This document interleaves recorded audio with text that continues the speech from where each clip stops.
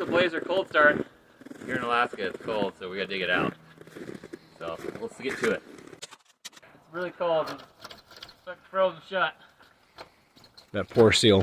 This is a real cold start here. There was an old timer that told me a while ago that any diesel will start if you let the glow plugs warm up, crank it a couple times, let it sit a minute, and then fire right up. Here we go.